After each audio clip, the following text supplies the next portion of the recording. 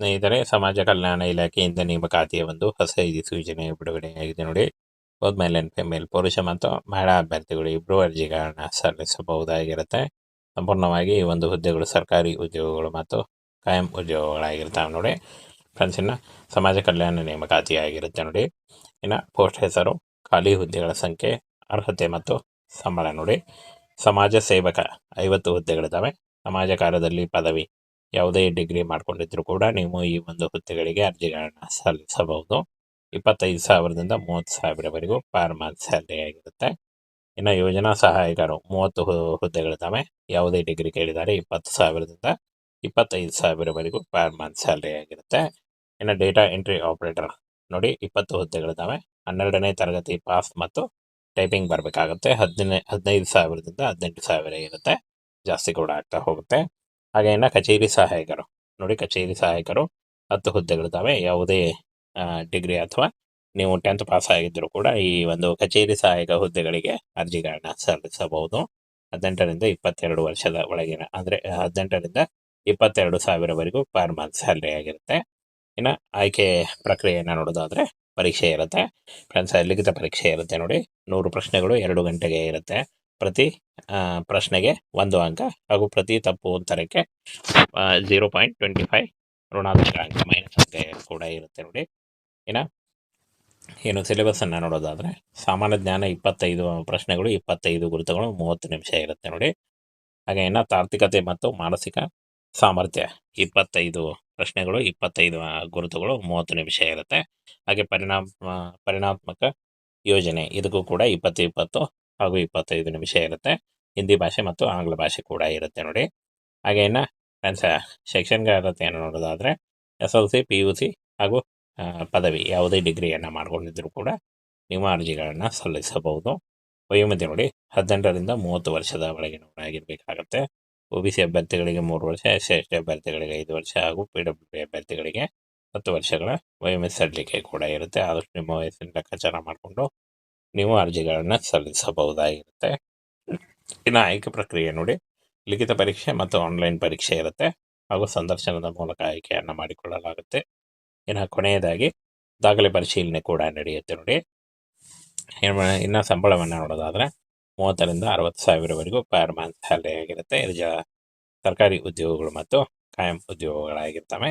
ಹಾಗೇನ friends, ಈ ಒಂದು ಹುದ್ದೆಗಳಿಗೆ ಅರ್ಜಿ ಸಲ್ಲಿಸಲಿಕ್ಕೆ ನಿಮಗೆ 30 ಜುಲೈವರೆಗೂ ಟೈಮ್ ಇರುತ್ತೆ ನೋಡಿ. 30 ಜುಲೈ ಒಳಗಾಗಿ ನೀವು ಈ ಒಂದು ಹುದ್ದೆಗಳಿಗೆ ಅರ್ಜಿಗಳನ್ನ ಸಲ್ಲಿಸಬಹುದಾಗಿರುತ್ತೆ.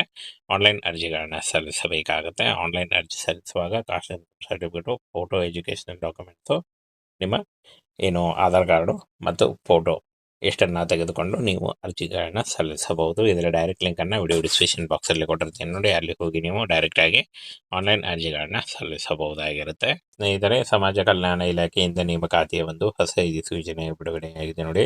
ಬೋತ್ ಮೇಲ್ ಅಂಡ್ ಫಿಮೇಲ್, ಪುರುಷ ಮತ್ತು ಮಹಿಳಾ ಅಭ್ಯರ್ಥಿಗಳು ಇಬ್ಬರು ಅರ್ಜಿಗಳನ್ನ ಸಲ್ಲಿಸಬಹುದಾಗಿರುತ್ತೆ. ಸಂಪೂರ್ಣವಾಗಿ ಈ ಒಂದು ಹುದ್ದೆಗಳು ಸರ್ಕಾರಿ ಉದ್ಯೋಗಗಳು ಮತ್ತು ಕಾಯಂ ಉದ್ಯೋಗಗಳಾಗಿರ್ತಾವೆ ನೋಡಿ. ಫ್ರೆಂಡ್ಸ್, ಇನ್ನು ಸಮಾಜ ಕಲ್ಯಾಣ ನೇಮಕಾತಿ ಆಗಿರುತ್ತೆ ನೋಡಿ. ಇನ್ನು ಪೋಸ್ಟ್ ಹೆಸರು, ಖಾಲಿ ಹುದ್ದೆಗಳ ಸಂಖ್ಯೆ, ಅರ್ಹತೆ ಮತ್ತು ಸಂಬಳ ನೋಡಿ. ಸಮಾಜ ಸೇವಕ 50 ಹುದ್ದೆಗಳಿದ್ದಾವೆ. ಸಮಾಜ ಕಾರ್ಯದಲ್ಲಿ ಪದವಿ, ಯಾವುದೇ ಡಿಗ್ರಿ ಮಾಡ್ಕೊಂಡಿದ್ರು ಕೂಡ ನೀವು ಈ ಒಂದು ಹುದ್ದೆಗಳಿಗೆ ಅರ್ಜಿಗಳನ್ನ ಸಲ್ಲಿಸಬಹುದು. 25,000ದಿಂದ 30,000ವರೆಗೂ ಪರ್ ಮಂತ್ ಸ್ಯಾಲರಿ ಆಗಿರುತ್ತೆ. ಇನ್ನು ಯೋಜನಾ ಸಹಾಯಕರು 30 ಹುದ್ದೆಗಳಿದ್ದಾವೆ. ಯಾವುದೇ ಡಿಗ್ರಿ ಕೇಳಿದ್ದಾರೆ 20,000ದಿಂದ 25,000ವರೆಗೂ ಪರ್ ಮಂತ್ ಸ್ಯಾಲರಿ ಆಗಿರುತ್ತೆ.